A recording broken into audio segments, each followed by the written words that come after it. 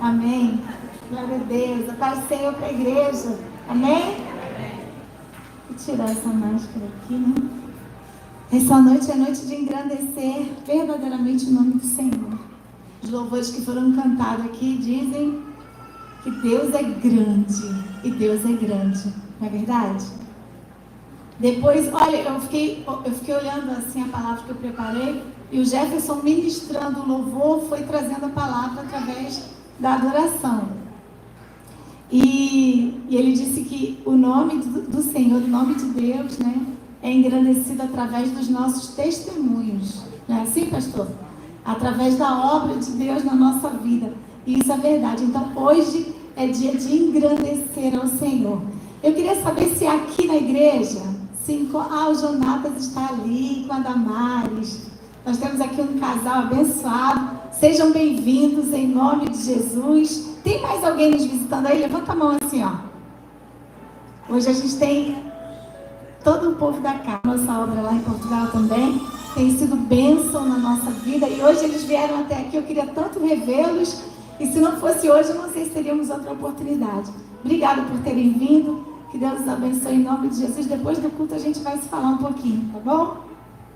Pessoal, para aqueles que ainda não sabem, eu cheguei aqui no Brasil já tem mais de um mês, mas eu estava no estado de Minas Gerais, lá com a minha mãezinha ficou dodói, e eu vim para cuidar dela, né? Eu vim para fazer o ministério de filha, né? E estive ali com a minha mãe, graças a Deus ela já está bem, está curada, sarada, para a honra e glória do Senhor Jesus. E esse tempo aqui no Rio foi rapidinho, foi corrido, mas foi um presente de Deus, porque eu consegui estar com algumas pessoas que eu amo, consegui rever algumas pessoas importantes na minha vida. E hoje Deus me deu esse presente de estar aqui na minha casa espiritual, na minha família espiritual, na minha Jerusalém. E chegar até aqui e poder revê-los outra vez é uma alegria que eu gostaria muito que o bispo estivesse aqui com a Zaf, com a Rebeca, para participar disso tudo também. Mas dessa vez eu vim sozinha. Logo eles também vão estar aqui, porque agora já podemos sair do país, para a honra e glória do Senhor. Já estamos todos documentados, porque até a regularização da documentação nós não podíamos sair do país, mas agora já pode. Então Deus é bom, Deus é fiel. Amém? E eu vim aqui para contar um pouquinho, né? Eu tenho certeza que Deus ele faz coisas tão maravilhosas no seu reino. E a forma como ele faz, eu estava prestando atenção na letra das canções aqui, vendo a grandeza de Deus. Quando Isaías viu o Senhor, tudo que ele faz é tão profundo, é tão grande, a glória dele é tão grande, que nós não podemos contemplar. Quando Daniel tinha aquelas visões, os homens que viram o Senhor caíam prostrados, não aguentavam o peso daquela glória, porque ele é perfeito. Deus é grande, Deus é poderoso, Deus é maravilhoso. E eu queria falar um pouquinho disso antes de nós entrarmos aqui em algumas histórias que eu vou contar para vocês de famílias que estão conosco lá em Portugal e o que Deus tem feito na nossa vida. A verdade é que durante esses dias que eu estive aqui nessa semana, eu ouvi muito uma pergunta e eu queria novamente fazer essa pergunta para você, porque ela tem a ver com o que Deus tem feito na nossa vida lá. Qual é o seu lugar no reino? Qual é o seu chamado? Qual é a sua vocação? Você não precisa ser melhor nem pior do que ninguém. Você só precisa estar no lugar para o qual você foi chamado.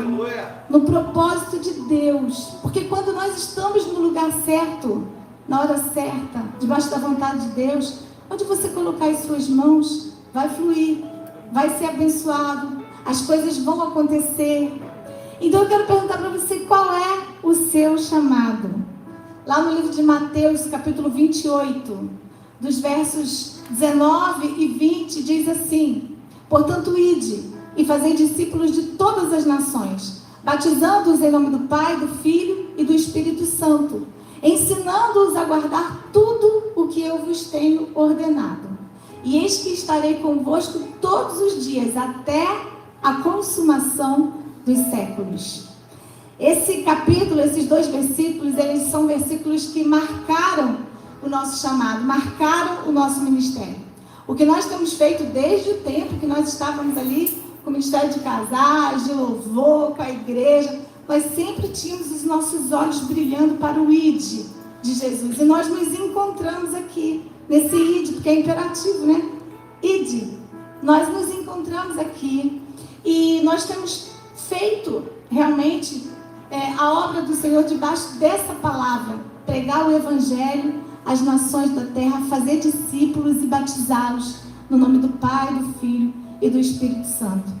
Mas para que nós pudéssemos ir, e eu queria que você entendesse isso, nós precisamos, ou nós vivemos isso. Nós fomos gerados aqui dentro dessa igreja, aqui dentro da CBI, aqui dentro desse ministério. Nós tivemos um fundamento que Cristo deixou para a sua igreja e que foi ensinado para nós através do nosso apóstolo, através da nossa autoridade espiritual. E fundamento, gente, é base. Ninguém pode sair para fazer missões se não estiver dando frutos dentro de casa. Você sabia disso? Primeiro nós precisamos dar frutos aqui em Jerusalém, para depois sair para os confins da terra. Isso é um princípio. Então nós precisamos aqui receber esse fundamento, e nós tivemos um fundamento muito bom. Nós fomos muito bem ensinados, fomos muito bem discipulados, tivemos a oportunidade de trabalhar aqui essa terra. E fundamento não é uma coisa fácil, fundamento é uma coisa que demora. Eu lembro que quarta-feira eu falei disso, pregando na tarde de libertação. Quando a gente começou essa igreja aqui, nós ficávamos vindo aqui, né? E no começo, o que nós víamos aqui? Barro, água, aquela confusão toda aqui, trazendo bolinho para as pessoas, comida, refresco, que estavam trabalhando aqui. Mas a gente não via nada acontecer, não via nada aparecer. Demorou muito tempo. Nós queríamos ver esse templo aqui levantando, mas demorou, porque eles estavam cavando as bases, a edificação dessa igreja. E a base, ela é muito importante, porque ela determina o tamanho da construção. Até onde aquela construção pode realmente chegar, até onde ela pode alcançar. E Jesus, ele falou uma coisa muito interessante. Ele disse assim, olha, para os seus discípulos, vocês farão obras ainda maiores. Imagina o nosso mestre dizendo isso. Mas ele falou, vocês farão obras ainda maiores do que as que eu faço. Isso está lá em João 14, do 12 ao 24. Mas lá no livro de Lucas, no capítulo 6, verso 40, ele diz também que o discípulo, contudo, nunca será maior do que o seu mestre. Nós nunca seremos maiores do que o nosso mestre, porque quando nós obedecemos e conseguimos colocar em prática os ensinamentos que nós recebemos, nós nos tornamos igual ao nosso mestre, porque agora Cristo vive em nós e nós com ele somos um. O que Jesus começou a falar aqui, a mostrar, é que todos nós aqui somos um só corpo, realizamos uma só obra, trabalhamos para um só reino e temos um só fundamento. Sendo um só corpo, cada um de nós tem um propósito, cada um de nós tem um papel, mas todos nós aqui somos importantes dentro desse processo. Por isso que Deus não faz acepção de pessoa. Diante dele não existe grande nem pequeno. O homem por si só, ele não tem nenhuma glória, ele não tem nenhum louvor. Tudo o que nós realizamos é porque nós pertencemos a esse corpo, é porque nós somos parte desse corpo. Tudo o que nós conquistamos na nossa vida é resultado da semeadura de alguém. Diga para a pessoa que está do seu lado, tudo o que você conquistou é resultado da semeadura de alguém. A nossa salvação foi resultado da semeadura de Jesus lá na cruz. A nossa conversão foi resultado do trabalho de um grupo de pessoas. A começar, como meu marido gosta de falar, lá pelos prosélitos da diáspora, né? Quem está fazendo seminário aí sabe o que é isso. Então nós não podemos colher nada que alguém não tenha plantado. É interessante porque quando nós vamos semeando, o apóstolo Paulo, ele entendeu muito bem isso. Se você quiser, abre aí em 1 Coríntios 3, do 4 ao 9. Eu vou lendo só para adiantar, porque ainda vou entrar no testemunho, para a gente ganhar tempo. Diz assim, olha, quando um diz, eu sou de Paulo, e o outro diz, eu sou de Apolo, não acham que estão a julgar por critérios mundanos? Quem é Apolo e quem é Paulo? São apenas servos que Deus utilizou para vos evangelizar, cada um fazendo o que o Senhor lhe encomendou. Eu plantei, Apolo regou, mas Deus é que fez as sementes crescerem. Por isso, nem o que planta, nem o que rega tem importância, mas sim Deus que dá o crescimento. O que planta e o que rega são iguais, e cada um receberá a recompensa conforme o seu esforço. Na verdade, nós somos companheiros de trabalho ao serviço de Deus, e vocês são o seu terreno de cultivo e construção. Que palavra maravilhosa de comunhão. Olha como as coisas funcionam no reino, pastor Lando. Um planta, o outro rega, mas Deus dá o crescimento. Para eu poder plantar, eu tenho que receber as sementes de alguém. Para eu regar é porque alguém plantou. E para eu colher, muitas vezes eu colho onde eu não plantei, onde eu não reguei. Mas diante de tudo isso, o que faz o jardim crescer, a terra florescer, é Deus que dá o crescimento. A Ele toda a honra, toda a glória e todo o louvor. E o apóstolo Paulo, ele entendeu isso porque ele diz, eu não estou aqui plantando nada, estabelecendo outro fundamento. Eu estou estabelecendo os mesmos fundamentos dos apóstolos. Ele entendeu que sem o trabalho dos primeiros apóstolos, tudo, inclusive a importância do apóstolo Paulo para nós hoje é tão grande, que se nós não tivéssemos o Velho Testamento só com as cartas de Paulo, nós já conseguiríamos entender o plano de salvação. Mas mesmo assim, ele não se engrandecia. Porque se Paulo chegou a ser quem ele foi, é porque houve uma sementinha plantada no coração dele. Lembram quando Estevão foi apedrejado lá atrás? Que Saulo estava participando do apedrejamento de Estevão. Ali foi plantado no coração dele uma semente do Evangelho. Ele entendia isso. Ele entendia. E nós também precisamos entender que sem aquela engrenagem toda que os apóstolos deram início ali, quando Jesus partiu, o tempo de Paulo não tinha chegado. E aí eu quero fazer uma pergunta para você agora. Quem está por trás de você? Quem tem sido a sua cobertura espiritual? Quem tem te respaldado? E eu vou mais longe ainda, né? Qual é o caminho? Qual é a estrada que você está trilhando? Quem preparou essa estrada? Por onde você vem passando? Pastora, mas por que você está falando isso tudo? Porque é muito importante nós entendermos que de nós mesmos não podemos fazer nada. Às vezes você pensa assim, mas eu estou aqui na CBI, eu sirvo água, eu fico na recepção, eu só trabalho no Ministério de Casais, eu trabalho na intercessão, eu só canto, eu só prego. A gente faz coisas importantes, mas a gente às vezes diminui o que nós fazemos e pensando assim, eu podia estar fazendo mais, eu podia estar fazendo aquilo, eu podia... Cada serviço dentro do reino tem a mesma importância diante de Deus. Nós aqui fazemos diferença, mas nós dependemos um do outro. Lá na Inglaterra agora, por causa do Brexit, eles não tinham funcionários para fazer os serviços pequenos, como caminhoneiro, por exemplo. Sabe o que eles tiveram que fazer? Abrir agora visto para as pessoas que são caminhoneiros irem para lá, porque não tem abastecimento de comida no supermercado, nem de combustível no posto de gasolina, porque o grande não vive sem o pequeno. Todos nós somos um corpo e cada um de nós temos importância.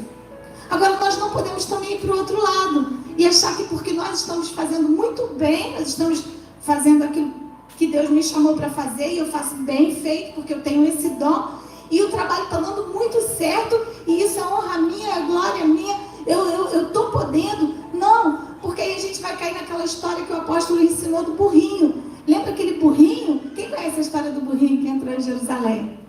Gente, o apóstolo já contou isso aqui várias vezes. Meu Deus do céu! Então vou contar de novo. Ele disse que o burrinho, né, entrou em Jerusalém todo feliz. E aí receberam ele com palmas, lá jogaram aquelas palmas para ele passar, aplaudiram ele. E ele foi muito bem recebido, se sentiu muito importante entrando em Jerusalém. E ele chegou para a mãe dele e ele contou, mamãe, eu fui para Jerusalém E olha como eu sou famoso em Jerusalém, como as pessoas me receberam bem, como eu fui honrado. E ele começou a se engrandecer diante da sua mãe. E aí a mãe dele olhou para ele e disse assim: meu filho, quem estava no seu lombo?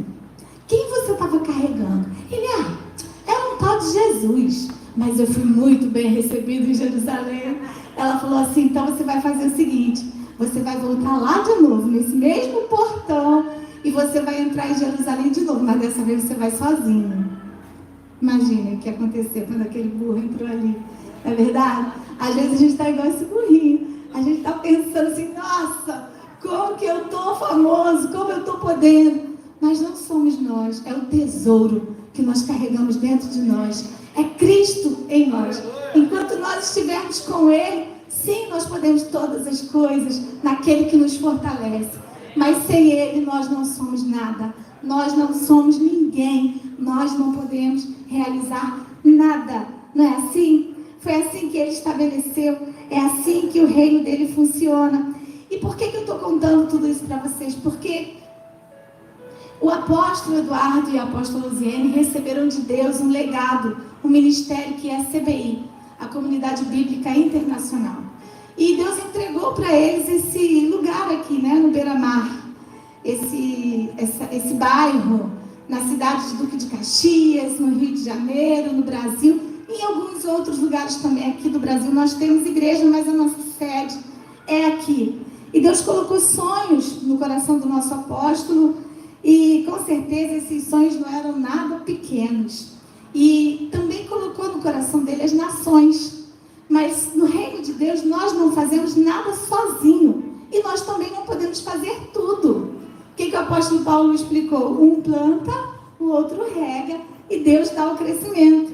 Então o apóstolo tinha o desejo de ir até as nações e conquistar outras nações levando a palavra de Deus. Ele tinha um sonho de estabelecer uma igreja no Chile. E graças a Deus, né, a trajetória da nossa família, ela conseguiu realizar o propósito de Deus na vida do apóstolo da CBI, mas o apóstolo plantou e agora nós estamos regando para que o Senhor vá dando o crescimento. E aí, como muitos sabem, nós, através desse envio apostólico, dessa cobertura, desse apoio que Ele sempre nos deu, nós estivemos ali na Argentina, inclusive a igreja da Argentina lá em Buenos Aires completou 10 anos esse ano, né? Para a glória do Senhor. Não foi fácil, os pastores lá tiveram muitas dificuldades em várias áreas, mas a igreja está aberta, está ali salvando vidas, transformando vidas e tem crescido, graças a Deus. Depois estivemos no Chile, lá está o pastor Alexis e a pastora Pilar também realizando a obra do Senhor já em 2 frentes missionárias. Tivemos também uma passagem ali pela igreja de Londres com a pastora Grace e o pastor Paulo, que fizeram parte da nossa história. E para a honra e glória do Senhor, nós entendemos o nosso chamado. E através desse chamado, desse propósito e legado que Deus entregou nas mãos do nosso apóstolo, através da nossa família, nós contribuímos para que a comunidade bíblica da graça se transformasse em comunidade bíblica internacional. E cumprindo esse ID, fazendo discípulos nas nações da terra. Mas cada vez que a família Klein vai para um lugar e estabelece ali uma CBI, não somos nós que estamos fazendo. É tão importante que a igreja entenda isso. Somos um corpo que estamos ali plantando o reino de Deus juntos. Porque se nós não tivéssemos o respaldo do Senhor e do nosso ministério, e não estou falando só de economia, gente, porque o real lá na Europa não tem muito valor, não tem quase nenhum valor, mas o apoio da igreja, a cobertura da igreja, a bênção de Deus, ela faz toda a diferença. Quando nós recebemos uma oferta, às vezes pequenininha, né? Como a Damaris falou aqui, não é a oferta, é o coração. Às vezes nós recebemos oferta de R$50. Tem uma pessoa aqui na igreja que todo mês manda pra gente uma oferta de R$50. Quando R$50 é feito o câmbio, é realizado o câmbio, o valor que chega lá é muito pouquinho. Mas vocês não têm noção como essa oferta nos abençoa. Sabe o que essa oferta traz para nós? Essa oferta traz uma palavra assim, olha, eu acredito no seu ministério. Eu acredito na obra de Deus na sua vida. Deus é com vocês. Eu estou enviando o azeite, agora Deus vai multiplicar esse azeite. Fiquem firmes, não desistam. Aquela oferta, ela vem cheia de esperança, cheia de apoio. Isso traz para a gente o quê? Alegria, traz para a gente vida. Então não é só o valor monetário, né? É tudo que aquela oferta traz junto com nós, para nós. E nós ali, nós entendemos esse chamado, nós nos submetemos ao envio do apóstolo e nós fomos. E hoje, nós estamos ali em uma cidade chamada Póvoa de Varzim, em Portugal, na Europa. E nós viajamos no dia 26 de agosto de 2019, antes da pandemia, né? E chegamos lá e ficamos até dezembro de 2019, participando de uma igreja, como nós sempre fazemos, debaixo da cobertura de um outro ministério, conhecendo a terra, estabelecendo ali a nossa família. E aí vocês me perguntam assim, foi fácil? Claro que não foi fácil. Nunca é fácil. Quem já estabeleceu uma igreja e começou do zero sabe como é difícil. Mas valeu a pena? Valeu muito a pena. Sempre vale a pena. E aí, em dezembro de 2019, no dia 31 de dezembro, como nós fizemos na Argentina, no Chile, sempre 31 de dezembro é dia profético para nós demos início ali às nossas reuniões. Na nossa casa mesmo, nós estávamos em um apartamento pequeno, de 2 quartos, e demos início ali com algumas famílias às nossas reuniões. Começamos o trabalho e logo em seguida abriu-se uma porta para nós de uma loja num lugar muito bem localizado. Nós começamos a nos reunir nessa loja. Quem tem aqui, depois, por favor, ajuda ela para botar nosso site, nossas redes sociais lá, quem quiser acessar e conhecer melhor depois, que eu vou dar uma pincelada bem rápida. Então, nós estivemos nessa loja ali, nesse local, e quando nós estávamos começando assim, a pegar o gostinho, veio a pandemia. E nós tivemos que fazer nossos cultos online, da nossa casa mesmo, transmitíamos aí para o YouTube, depois os irmãos acompanhavam ali. E eu conto para vocês que tudo que a pandemia podia trazer de ruim, ela trouxe de bom. Porque através daqueles cultos online na cidade, a gente passou a ser conhecido, começamos a nos envolver com a cidade, com as pessoas. E por causa da pandemia, a documentação que pessoas que estão ali, famílias, né, contam que já levaram até 5 anos para conseguir toda a documentação, o governo foi liberando tudo para nós, tudo que podia assim, ficar atrasado foi liberado, foi adiantado. Por isso que em 2 anos nós conseguimos o processo total. Talvez você pense assim, 2 anos é muito. Não, querido. 2 anos não é nada. E eu ainda digo mais para você. O brasileiro, ele não tem direito a nenhuma nacionalidade de nenhum país europeu. Você não tem direito, às vezes, nem de entrar lá. Você volta do aeroporto mesmo. Mas Portugal, como nós fomos colonizados pelos portugueses, Portugal abriu as fronteiras para o brasileiro. Tem recebido brasileiro lá. É claro que tem um interesse, né? O país está envelhecendo, precisa de jovens, precisa do PIB aumentando, mas por causa disso tem sido facilitada a nossa ida para lá. E glória a Deus, porque Portugal se tornou um portal de entrada. Deus nos fez realizar um ato profético aqui com os jovens, quando nós estávamos aqui na liderança da juventude, de colocar a bandeira do Brasil aqui na Praia de Copacabana, junto com um grupão aqui. E nós fizemos esse ato profético, não sabíamos por quê.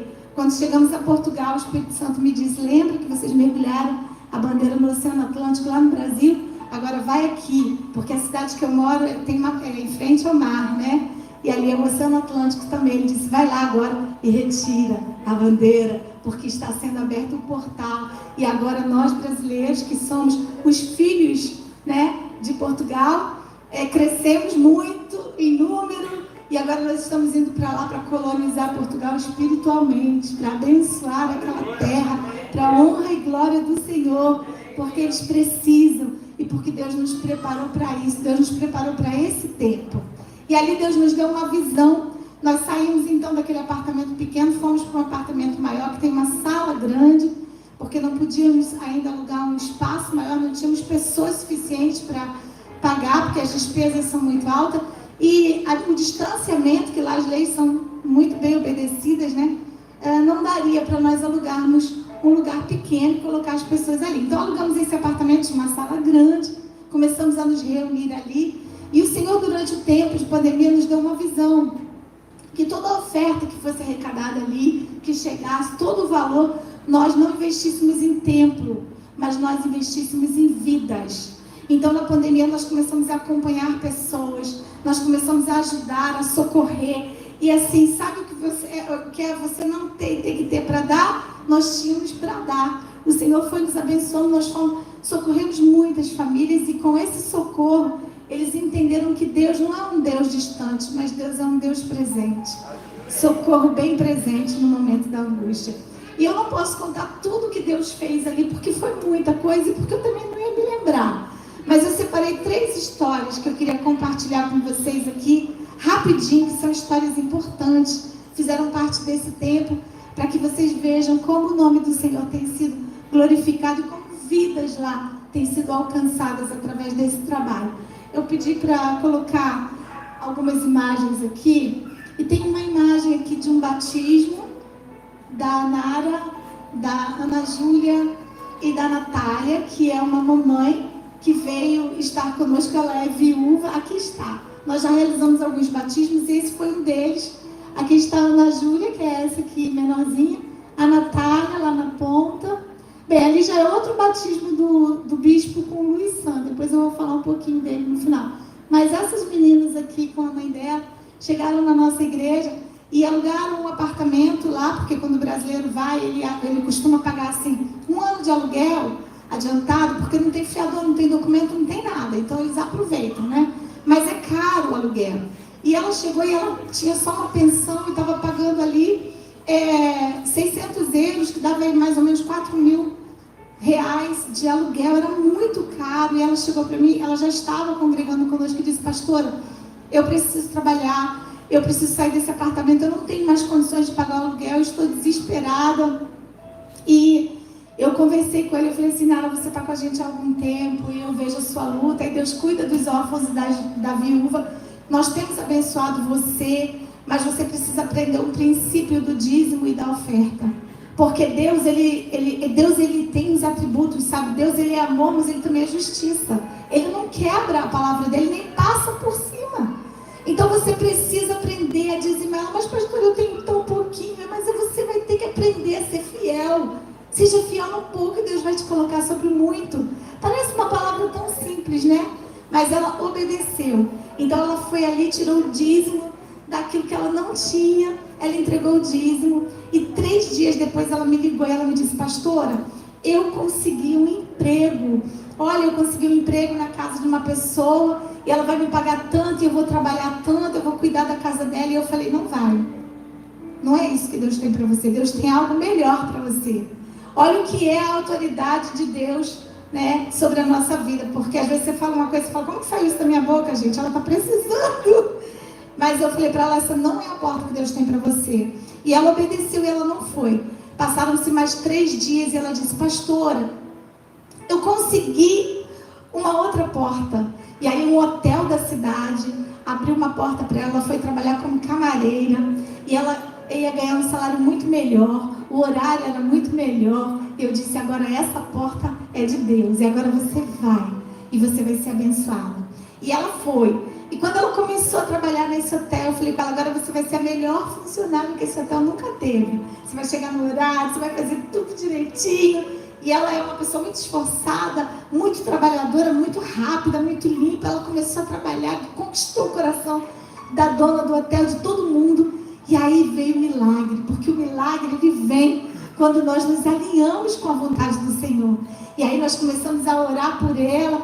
E aí ele chegou no hotel, um francês, que lá vai muito francês, está pertinho da França, e ele tinha um apartamento que estava mais de 10 anos fechados lá na cidade, e ele disse para a dona: eu estou procurando alguém para cuidar do meu apartamento, uma pessoa de confiança, você conhece alguém? E ela disse, eu conheço sim, a Nara, a minha funcionária, ela é uma mulher de confiança, ela tem um Deus aí, e ela fala desse Deus, e ela é muito honesta. Eu nunca vi alguém tão honesta assim, você pode confiar. E aí, para resumir, esse homem entregou a chave do apartamento na mão dela. Queridos, o apartamento estava fechado há 10 anos, mas o apartamento era lindo, num lugar muito bem localizado, num comércio. Nós nos reunimos como igreja, fizemos um mutirão, fomos para lá, limpamos tudo. O bispo passou uma semana pintando a parede, arrumando os armários, que ele é marceneiro também, né? E ela trabalhando, e olha, o apartamento ficou lindo, espetacular.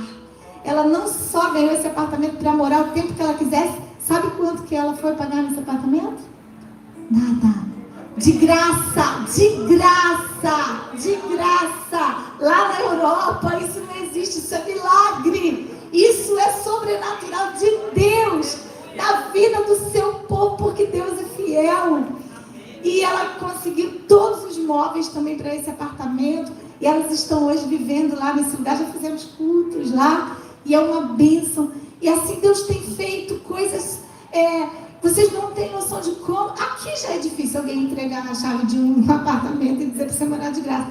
Mas lá, isso seria impossível aos olhos humanos. Mas o que é impossível para o homem, é possível para Deus, não é verdade? Pode passar aí. E nós temos também depois a história das camisolas poveiras. Pode colocar, por favor, tem umas lãzinhas assim, um slide que tem umas lãs. Eu quero falar dessa história porque também foi um milagre. Coisas assim que o olho não viu e nem subiu ao coração do homem. É umas coisas doidas assim que Deus faz. Vocês estão vendo essa camisa? Aqui é, na verdade, gente, o nome disso aqui é camisolas poveiras. Mas é um suéter, tá vendo? É um casaco de lã, né? E ali estou eu no ateliê e ali estão as lãs poveiras. Eu peguei qualquer foto, né? Tinha outras mais bonitas, mas tudo bem. O que acontece? Nós, quando estávamos chegando lá em Portugal, você chega numa terra, você não conhece ninguém, você não sabe nada, as pessoas a vizinhança não se fala, cada um na sua casa, tudo muito fechado. E eu precisava me envolver com o povo, né? O povo está aqui me assistindo agora lá em Portugal. Eu precisava me envolver com o povo, precisava saber onde é que estavam as pessoas, me fazer conhecida, conhecer, para poder, como é que eu vou falar de Jesus se eu não conheço ninguém, não tenho acesso a ninguém? E eu sempre passo uma estratégia para Deus, né? Cada país Deus me deu uma. E dessa vez eu vi que abriu um curso de camisolas poveiras e o governo até pagava, se você quisesse estudar, porque lá ele paga para você aprender uma profissão, para que ninguém fique desempregado. Eu acabei que eu nem recebi, porque só pagava e descobri depois para quem já tinha o documento, né? Eu não tinha, mas amém. O que eu queria era estar no meio do povo, eu queria fazer amizade, estar no meio das portuguesas, né? E falei, curso de camisolas poveiras, o que será isso? Eu imaginei, deve ser uma lingerie, um negócio assim. Eu faço, mas eu falei, essa cidade fria, tem povo de camisola. Eu fui, sabia nem o que era. Cheguei lá, descobri que as camisolas, em português, camisola, em português de Portugal, camisola é isso aqui, é camisa, camiseta, casaco, né? É aquilo ali. E é feito de tricô, gente. Eu nunca tinha tricotado, não sei fazer nada, não sabia fazer nada de tricô. Cheguei lá igual assim, totalmente peixe fora d'água, né? Mas cheguei e aquelas portuguesas falando, elas falam muito, tudo ao mesmo tempo de máscara, eu não entendia nada, só ficava com ruído, tinha dia que eu estava nervosa, aquele negócio assim no meu ouvido, mas eu tinha que fazer amizade, ganhar aquele povo, uma idolatria, Jesus do céu. E aí, como eu não sabia muito tricô, a minha professora começou a me dar mais atenção, a Maria da Luz, ela começou a me ensinar mais. Olha o que Deus vai traçando, assim, os detalhes, né? Como ela começou a me dar muita atenção, eu comecei a conversar com ela, a gente começou a se aproximar. E aí ela me contou um pouco da sua vida, que ela já tinha tentado suicídio, que o marido dela estava doente, que a mãe dela estava doente, que ela estava passando por uma situação econômica difícil. Porque as camisolas poveiras, elas são uma tradição da Póvoa de Varzim, que é a cidade que eu vivo, uma tradição de todo Portugal. É como se fosse um acervo. Você vai nos pontos turísticos, na Câmara, e tem essas camisolas lá penduradas, porque no passado ela é parte da história da cidade. Os pescadores, eles usavam essas camisolas Você vê que ali tem símbolos do mar, caranguejo, barquinho, e ali também tem o brasão da família. Aqueles três, parece um cálice ali, um castiçal. Cada um daquele ali tem um símbolo, cada camisola tem um símbolo diferente. Então, por exemplo, é o símbolo da família, só aquela família tem aquele símbolo, e esses risquinhos significa quem é aquela pessoa dentro da família, se é o pai, se é o primeiro filho, se é o segundo filho, porque tem toda uma hierarquia. Ser pescador, quem usava isso eram os pescadores. Ser pescador era a profissão de todo mundo lá, e era também uma cultura de vida. Então, quando, por exemplo, vinha uma tempestade e o barco afundava, quando encontravam o corpo, eles identificavam o corpo por causa da camisola que ele estava usando, pelo brasão da família e pelo traço, sabia quem era aquela pessoa, qual o filho que era. E as mulheres ficavam ali tecendo enquanto os homens iam pescar. E essas camisolas, elas também eram exportadas para fora. Eles faziam exportação. Então, o comércio da cidade também girava em torno dessa camisola. Mas, com o tempo, eles quiseram industrializar isso e essa cultura se perdeu. E aí, quem sabia fazer morreu e acabou. Ficou no tempo. A Maria da Luz, que é a minha professora, ela estava resgatando essa cultura. Por isso que o negócio dela não estava bem, porque isso estava esquecido. E aí, eu comecei a falar de Jesus para ela. Eu comecei a falar da vida que Jesus nos traz quando nós estamos vivendo um momento de morte. Ela estava em depressão, eu comecei a falar sobre o Deus maravilhoso que cura, sobre o Espírito Santo que existe e que ele muda tudo. Inclusive, ele podia mudar até a história das camisolas poveiras. A gente às vezes fala uma coisa e não tem noção do que você está falando, né? Não tem noção do que está saindo da sua boca. E queridos, com o passar do tempo, Deus foi... tem uma coisa, eu fui ficando boa no tricô, tá? Eu fui ficando boa, eu orei uns dias, camisola, Deus me abençoou, que a mulherada já estava na metade do negócio e eu estava lá toda perdida. Falei assim, eu sou a única brasileira aqui, eu não posso envergonhar o seu nome, ela já ri de mim que eu falo diferente, eu tenho que aprender isso aqui. Queridas, Deus me capacitou. Olha, eu terminei a minha camisola, ainda ajudei outras a terminarem ainda. A professora disse que eu fui a melhor aluna da sala. Oi, do Senhor! Porque eu fui a única que comecei e não sabia nada. Do zero, algumas já sabiam. E no final eu terminei o meu material com excelência. Mas o melhor de tudo não foi isso. Isso aí foi só um mérito que Deus me deu. Porque eu estava lá trabalhando para Ele. Sabe, com essa amizade toda, essa alegria que ela teve de ver o meu progresso e se abrir comigo, ela aceitou Jesus. E aí, sabe o que aconteceu? Deus se revelou para ela. Deus se revelou para ela que as camisolas dela, ela é uma estilista, né? Ela tem um ateliê. Então, uma estilista americana muito famosa, muito conhecida mundialmente, teve uma ideia, gente, olha só, de repente... Deus faz umas coisas doidas. Ela pegou uma camisola poveira e ela colocou no acervo dela, como se fosse uma inspiração dela, como se ela tivesse criado aquilo. E colocou lá no site dela para o mundo todo. Quando o povo de Portugal viu as camisolas poveiras, o orgulho deles sendo roubado, gente, isso deu um processo. Isso deu um bafafá no país, saiu em todos os jornais, revista, televisão. Olha, coloca aí, acho que tem uma foto minha no jornal, programa de televisão. Gente, começaram a procurar o ateliê. Olha, sabe qual foi o problema da Maria da Luz? O problema é que ela não tinha como dar conta de tanto pedido que ela teve. Deus é maravilhoso. Todo português, os youtubers, olha aqui, ó. Eu sou aquela lá de casaquinho rosa, que tá lá no meio, ó. Tava ali. Gente, os youtubers que tem lá, portugueses, queriam fazer vídeo com camisola. Os apresentadores dos jornais colocaram as camisolas, porque passou a ser um orgulho nacional, mostrar para o mundo que a camisola era deles, que não era da americana. E aí eu peguei a Alexandra e Márcio, é um casal que estão com a gente, eles são TI, e a Alexandra estava sem trabalhar. A Alexandra fez um site para Maria da Luz e colocou as camisolas dela lá e voltou a chegar os pedidos para ela poder fazer exportação. Gente, Deus fez um mover doido, uma coisa maravilhosa, linda demais, coisa que só Ele pode fazer, e coisas assim que a gente torna, que a gente nunca imaginou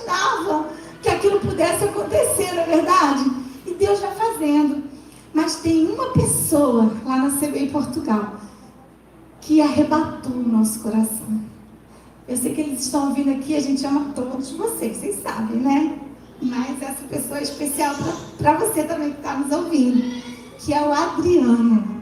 E é do Adriano que eu queria falar um pouquinho e fechar essa noite falando dele. Pode colocar, por favor, Vanessa, a primeira foto do Adriano, tá bom? A primeira foto do Adriano. Deus nos levou a cuidar de famílias. Nós cuidamos de muitas famílias ali.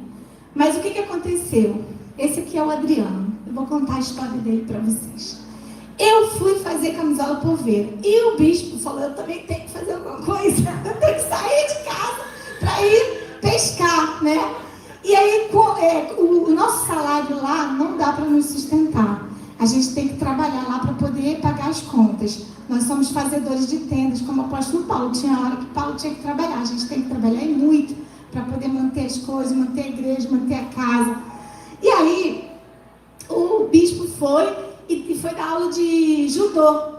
Só que dando aula de judô, ele teve contato com algumas pessoas e tal, mas entrou a pandemia e judô é contato pessoal. Então ele teve que parar, não pôde continuar. E aí nós descobrimos que tinha um aplicativo na cidade chamado Glovo, que não tem aqui, eu acho que não tem aqui. Esse aplicativo fazia muitas entregas na época da pandemia, que as pessoas não podiam sair de casa, né? Quem estava entregando podia sair para fazer entrega, né? Porque as pessoas estavam em casa. Então o bispo foi trabalhar nesse aplicativo do Glovo. E o que o Glovo mais entregava era McDonald's. Eles ficavam no estacionamento do McDonald's e as pessoas na pandemia lá comiam muito McDonald's, pediam muito McDonald's. Então o bispo foi para lá e ali tinha um grupo, um monte de gente foi fazer isso. Gente de várias profissões que estava em casa foi para lá para fazer entrega. O pessoal queria sair para a rua, queria estar na rua também e queria ganhar dinheiro. Então foram para lá brasileiros, venezuelanos, portugueses, um grupo de pessoas lá.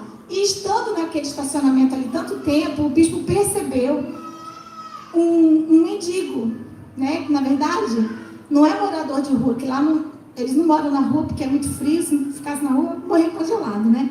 Mas eles às vezes ficam em casarões abandonados. E ele percebeu o Adriano estava ali pedindo esmola, pedindo dinheiro, pedindo comida. E aí ele conheceu o Adriano, começou a conversar com o Adriano, começou a falar de Jesus para o Adriano. Foi até o casarão onde o Adriano morava, que era perto lá do McDonald's, e viu o estado horrível que o Adriano vivia. Não é sujeira, gente, não é só um lixão, é a miséria. A gente sabe que é espiritual, uma situação degradante. O Adriano, ele era viciado em drogas, alcoólatra, viciado em bebida, e ele já vive na rua há mais de 20 anos. E ali também vive um irmão do Adriano mais novo. O pai do Adriano tem problemas mentais, ele só tem uma irmã que cuida do pai. E o Adriano saiu para morar na rua quando a mãe morreu, junto com o irmão. E ali naquela casa tinha mais 6 pessoas. 6 pessoas nesse estado. E aí o bispo, na pandemia, eles estavam lá largados, eles estavam esquecidos, abandonados. O bispo começou a reunir esse grupo que trabalhava com ele, fazer amizade. E começaram a levar comida para o Adriano. E começou a visitar o Adriano, e começou a orar pelo Adriano. E começou a dar atenção para o Adriano. E o Adriano nunca teve ninguém que se preocupasse com ele. Nunca ninguém se importou com o Adriano. O Adriano nunca representou nada para ninguém. O Adriano não tinha identidade, não tinha documento nenhum. Ele não tinha identidade física e não tinha identidade espiritual, nem social, nem nada. O Adriano fedia tanto que o bispo falou com o Adriano assim: Adriano, domingo você vai lá em casa, você vai no culto lá em casa com a gente. E preparou a igreja e levou o Adriano lá em casa. O Adriano, quando ele entrou nesse estado aqui, nós temos esse culto gravado. O Adriano chegou lá, a casa toda foi impregnada, porque ele não tomava banho. O estado dele, para vocês terem uma ideia, o governo, ele não tem muita intenção que a pessoa, se a pessoa quiser, ela tem tudo, mas se ela não quiser, ela fica naquele estado ali, e eles não queriam. Então, o que o governo faz para que não haja roubo? Porque esses drogados, eles não roubam. A última coisa que você pensa quando sai de casa, se você vai ser assaltado, porque a segurança é muito grande. Então, eles dão para eles, todos os dias, eles são cadastrados numa ONG, eles dão para eles uma droga chamada metadona. Então, eles vão lá, recebem essa porção para eles passarem o dia, e assim eles não precisam roubar para comprar droga. É muito diferente, né? E aí, o Adriano, o bispo falou com ele, você vai lá em casa, você vai participar do culto com a gente. E ele falou, você vai deixar eu entrar na sua casa? Ele, sim, você vai entrar na nossa casa. E ele foi, ele chegou lá, ele chorou muito nesse dia. E ele pediu, pelo amor de Deus, eu preciso de ajuda. Eu não aguento mais essa vida. Eu quero sair dessa vida, me ajuda. Ele chorou, e ele pediu, ele suplicou, e nós todos choramos. E o bispo trouxe uma palavra sobre aquela parábola onde Jesus disse que nós devemos deixar as 99 e ir atrás de uma ovelha. E nós ali fizemos uma aliança com o Adriano, dizendo que se só a vida dele fosse alcançada ali, já valeria a pena. O bispo assumiu uma paternidade sobre ele, e ele disse, olha, nós não vamos deixar você, nós não vamos abandonar você. Você nunca mais vai andar sozinho, estou assumindo uma paternidade sobre a tua vida. E a partir dali, naquele mesmo momento, o irmão já foi em casa, pegou uma roupa, levaram o Adriano lá para o banheiro, lá em casa, deram um banho nele. Nós temos pessoas que alguns são barbeiros lá na igreja, e aí o André pegou o material dele, sentou o Adriano ali na sala mesmo, já fez a barba dele, cortou o cabelo dele, ali começou uma transformação externa, um processo de transformação externa. O Adriano, acho que ele não se via, não tomava banho, não olhava no espelho, porque a pessoa que é assim, ela não quer olhar no espelho, ela não quer ver, ela não gosta do que ela vê, então ela não olha. E ali o Adriano, ele se olhou no espelho e ele chorou, porque naquele mesmo dia, pode colocar a segunda foto, olha como era o rosto dele triste, e olha, depois do culto já, como que ficou a fisionomia. Vocês vão prestar atenção na fisionomia do Adriano. Vai lá. E ali o Adriano começou o processo de transformação. Olha lá, ali já fez só o cabelo, depois fez a barba. Olha o olhar do Adriano no mesmo dia, né? Que homem lindo, príncipe de Deus, que estava ali disfarçado. A palavra de Deus diz que Deus tira o homem do monturo e o faz assentar na mesa com os príncipes. E ele foi se assentar na mesa conosco mesmo, né? Para a honra e glória do Senhor. E aí a gente começou um trabalho com o Adriano, porque não é fácil, não é fácil. E nesse trabalho nós tínhamos que conseguir para ele uma internação. E com pandemia, com tudo, era muito difícil. Nós tivemos o apoio de uma pessoa que está acostumada, porque aí a gente começou a ver os caminhos, né? Os conhecimentos dos órgãos lá que podiam internar o Adriano. Tentamos interná-lo particular, mas é um valor absurdamente caro, porque o Adriano precisaria ficar pelo menos um mês internado no hospital para fazer a desintoxicação. Antes de entrar para fazer a recuperação, ele precisa da desintoxicação. Então nós conseguimos ali ir com todo mundo da igreja, a pessoa que está me assistindo aí, cada um, fizemos um relógio de oração pela vida do Adriano, porque a batalha espiritual, começamos a orar por ele, para ele ter força, para continuar querendo, né, sair, para vencer o vício. Ele foi diminuindo a bebida, e aí um advogado que nós temos lá, né, que é o Eduardo, pegava o Adriano, botava o Adriano dentro do carro junto com o bispo, ajudava, levava ele no cartório, tiraram a identidade dele, levamos ele no hospital. O Adriano fez um check-up completo, o exame de tudo que precisava fazer, e foi lindo porque o dia que eu fui buscar, porque é assim, cada um faz uma coisa, né? E nós somos os pais do Adriano. Então nós que temos os documentos dele, anda tudo na nossa mão. O dia que eu fui buscar os resultados dele lá no hospital, na saída, eu estava esperando o bispo que vinha me buscar, veio um outro morador de rua falar comigo, me pedir dinheiro, acabei levando ele para comer, paguei comida para ele, chegou o bispo, a gente já ficou ali, começou outro trabalho. Então, Deus tem trazido pessoas assim para estar no nosso meio, moradores de rua.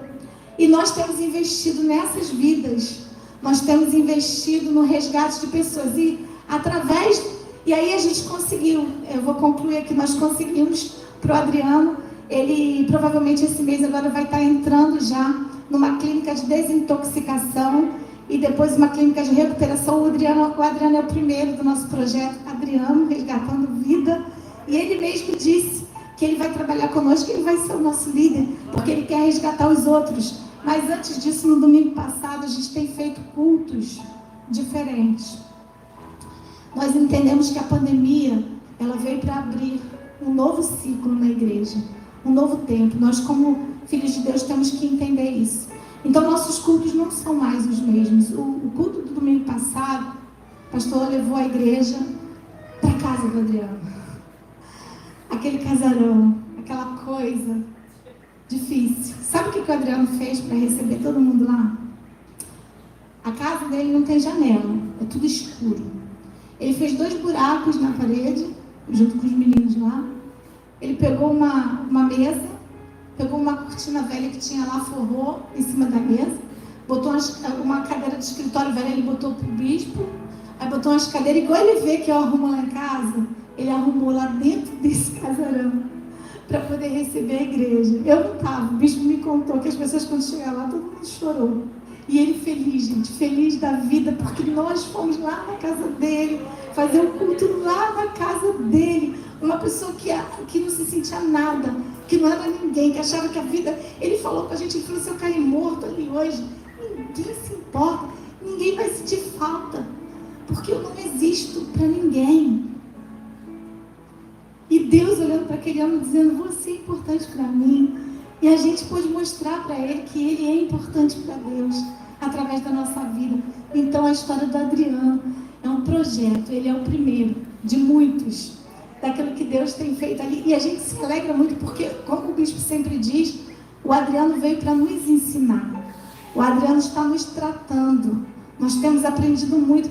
Eu sei que aqui as pessoas ficaram falando assim, a gente quer voltar ao radical, a gente quer voltar ao radical. Gente, o radical existe todos os dias lá fora. É só colocar em prática, vocês já foram para o radical. Nós estamos vivendo o radical. Isso é um tempo de você viver, sabe por quê? Você já percebeu que a presença de Deus agora está mais difícil de acessar? Já sentiu isso? A Bíblia diz que quando Jesus vier, o Espírito Santo será tirado da terra. E parece que já está começando a sair. Está mais difícil. Quando nós estamos em comunhão com o nosso próximo, porque isso é avivamento, comunhão com o próximo.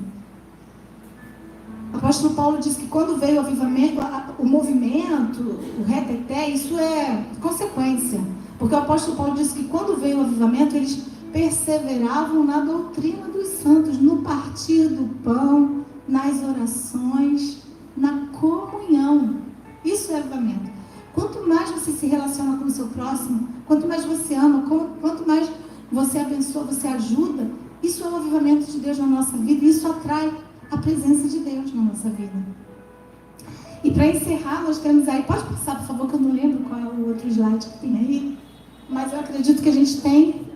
Aqui foi fotos do batismo, depois a baguncinha, nossos encontros de mulheres, a gravidinha, aquela gravidinha ali, nós já temos 2 bebês que nasceram, já somos avós lá de criança, tem a Mariana que nasceu, vai fazer 1 aninho agora, e temos a Kate que nasceu há 2 semanas, essa aqui se chama Andréia, ela e o Eduardo, tem 2 filhinhos, o Rafa, o Dudu, e nasceu a Mariana. E olha, deixa eu dizer uma coisa para vocês aqui. Quando a Mariana nasceu, os pais da Andréia, do Eduardo, que os pais dela são falecidos, não pôde ir para Portugal para ajudar ela. E a gente sabe, quando você tem bebê, você quer a sua mãe por perto, né? Então eu, junto com a Alexandra, essa que está aqui, ó, nós fomos lá.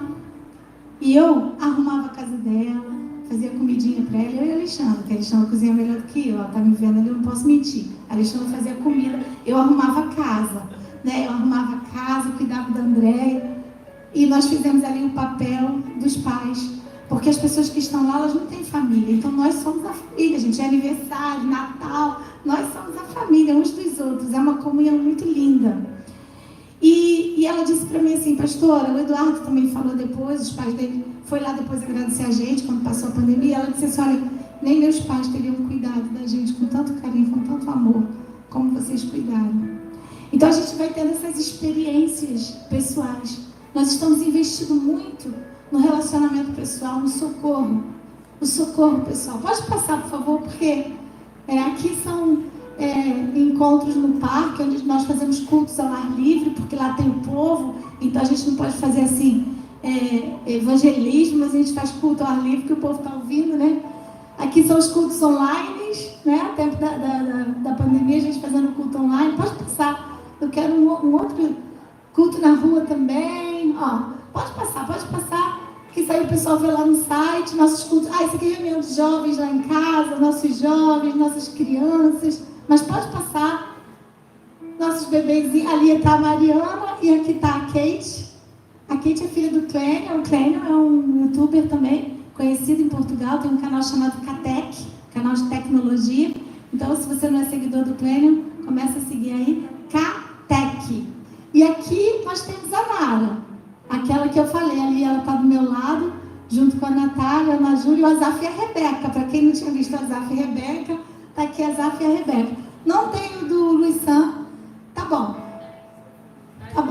O Luiz Sam, ele era... eu esqueci de contar que naquele grupo que o bispo começou a reunir para poder ir lá no Adriano, através daquelas pessoas ali, do trabalho do bispo, as pessoas entenderam que ele era um pastor. Ele começou a ser conhecido como pastor. E aí, como eles viram que ele era um pastor diferente, né? Porque eles olhavam para ele, brincavam e falavam: você não tem cara de pastor, né? Você é tão normal. Você é tão normal. O Luiz Sam é esse aqui que está sendo batizado. E aí, eles foram conhecendo Jesus através da vida do pastor. Então, desse grupo lá, que o pastor saiu, onde ele foi pescar lá, né? Esqueci de contar. Nós temos o Luiz Sam e a Sheila, que estão conosco hoje. Temos o Emerson e a outra Sheila, com a família, com os filhos, né? Nós temos o André e a Vivian, também com a família, com os filhos. Temos o Vitor, que chegou através do André. Temos o Fredson e a Karine. Inclusive, o Fredson e a Karine são filhos do Carlos, Lívio e da Cleo, que moravam aqui em Xerém, que foram para lá também. Tem um mês, talvez menos, que eles foram para lá. Nós já recebemos 3 casais aqui do Brasil lá. E se você quiser ir, depois me procura. E a gente conversa com você. Vê que a apóstolo não está aqui, eu posso falar? Porque eu sei que Deus tem uma obra linda com os brasileiros lá. Mas o Luiz Sam, ele também era um desses estafetas. E esse pessoal, graças a Deus, ali o bispo conseguiu ganhá-los e trazê-los. E hoje eles estão congregando com a gente. É um grupo muito grande. E nós temos saído no campo. E temos buscado as almas. E Deus tem nos abençoado. E o Luiz Sam, ele sofreu um acidente de moto, ficou 6 meses em casa, sem trabalho. Ele era o chefe da família, ele tinha aluguel, tinha conta. E a igreja esteve ali nesse tempo todo, ajudando o Luiz Sam, socorrendo o Luiz Sam. O Luiz Sam era católico, nordestino, ele e Sheila. E ali ele se abriu para aprender sobre a Bíblia, para estudar. E Luiz Sam, o bispo foi ensinando os princípios para ele, e ele estava dirigindo sem carteira, uma coisa que a gente pega muito com os brasileiros lá. E o bispo falou com ele: agora que você conhece Jesus, você está melhorando, você não vai voltar a dirigir sem carteira. E aí ele veio ao Brasil para tirar a carteira. Só que antes de vir ao Brasil, nós fomos na casa dele para dar um discipulado, e o bispo pregou para ele, e nós contamos a história de Filipe, andando com o eunuco lá no deserto, falando sobre o batismo, como que aquele eunuco viu a água e pediu para ser batizado, e ele disse: pastor, eu já entendi sobre o batismo, o que impede que vocês me batizem hoje? Porque eu não quero ir para o Brasil sem ser batizado. Então, naquele dia mesmo, era uma quarta-feira, dia de discipulado, nós cancelamos o discipulado, mandando todo mundo para a praia, que é onde a gente faz o batismo, água gelada, gente, sem tem noção. E aí, das meninas foi eu, mas dele eu falei com o bispo: é teu discípulo, você batiza. E aí tem um vídeo depois desses batismos. Nós temos um vídeo lindo das meninas, o vídeo dele, está tudo no nosso site da CBI, portugal.com. Depois você entra lá, tem um blog onde a gente conta as histórias, tem os eventos, tem tudo lá, né? E aí nós conseguimos e temos feito esse trabalho lá em Portugal. Temos um grupo de pessoas ali se reunindo conosco, e temos um projeto agora de irmos para um lugar maior, porque realmente a minha casa já está ficando pequena e está ficando difícil conter as crianças ali, né? Criança é o primeiro sinal que a gente vê que não dá mais. Mas eu queria agradecer a Deus, eu queria agradecer você que tem feito parte desse projeto conosco. Eu creio que nós estamos vivendo os últimos dias aqui na Terra. Jesus Cristo está voltando. Então, todo o sistema mundial tem se atualizado. E a igreja... tem gente entrando no site aí. Cada vez que você entra no site, eu recebo uma notificação aqui. A gente de Belfort Roxo acabou de entrar no site. Deve estar assistindo online. Você que está assistindo online entrou aí. A tecnologia é tremenda, né? Eu recebo uma notificação não de quem entrou, mas que entraram e o lugar onde a pessoa está. É maravilhoso. A gente fala, agora já vai aumentar nossas visitas lá no nosso site. Pode entrar, gente, à vontade, tá? Não no culto, deixa eu entrar quando chegar em casa. Mas louvado seja Deus, porque esse trabalho não é nosso. Esse trabalho é do Senhor e esse trabalho é seu. Então você que tem orado por nós, muito obrigada. Landa, eu sempre recebo sua mensagem orando por você. E eu sei que tem outros que oram e não mandam. Eu não mando mensagem para um monte de gente que eu oro, né? Mas é muito bom saber que nós temos uma base aqui, uma igreja aqui, que nós temos pessoas que continuam nos apoiando e acreditando nessa obra de Deus. O apóstolo até brinca que a África precisa mesmo, mas a Europa também. E Portugal, em especial, uma responsabilidade nossa, dos brasileiros. Nós precisamos ir lá socorrer aqueles que um dia vieram aqui e colonizou a nossa terra. Fez algumas coisas erradas ali, né? Mas hoje nós somos os filhinhos que estamos voltando lá para a casa do papai, para ajudá-los e mostrar para eles aquilo que o Senhor nos deu aqui. Toda a Europa, né, precisa, porque a Europa tem esfriado muito. E Jesus, ele não veio só para um, ele veio para todos. Jesus não veio só para o pobre, ele veio para o rico também. E a Europa não tem só rico, não. A Europa tem pobre também, gente. Amém? Glória a Deus. Queria convidar a igreja, então, a ficar de pé. Eu não sei se quem vai encerrar aqui, se é eu que encerro. Você? Então vem para cá. Nós vamos orar, eu quero orar com vocês. Quero abençoar a vida da igreja. E dizer para você, se você tem no seu coração o desejo de fazer missões, ou você tem no seu coração o desejo de sair do país, quem sabe de ir lá, né? Ajudar a gente lá na obra. Talvez você nunca pensou nisso, né? Mas pode ser um projeto de vida para você. Quem sabe o Espírito Santo está falando com você, que eu não sei. Deus que conhece teu coração, as conversas que você tem tido em casa aí, né? O que eu sei é que nós estamos trabalhando para abrir lá uma associação e nós queremos receber pessoas que estejam dispostas a ir para lá e colocar a mão no arado. Eu vou dizer para você, não tem glamour nenhum lá não, gente, é trabalho mesmo, mas vale muito a pena. Vale muito a pena. Vem cá, pastor. Eu acho que eu nem vou orar, gente. Eu acho que eu vou receber oração. O que vocês acham? Não é verdade? Eu aqui sou a visita agora. Eu sou aquela que estou no campo, na frente de batalha lá, e vocês é que tem que me abençoar. Tem que abençoar o bispo, as crianças, minha família, aquele povo lá, né? Então, eu não sei, eu queria pedir, o Landa já está aqui comigo. Nós temos aqui pastora Cássia, pastor Jefferson. Quem mais? Pastora Simone Roque. Eu queria que vocês subissem aqui, por favor. E...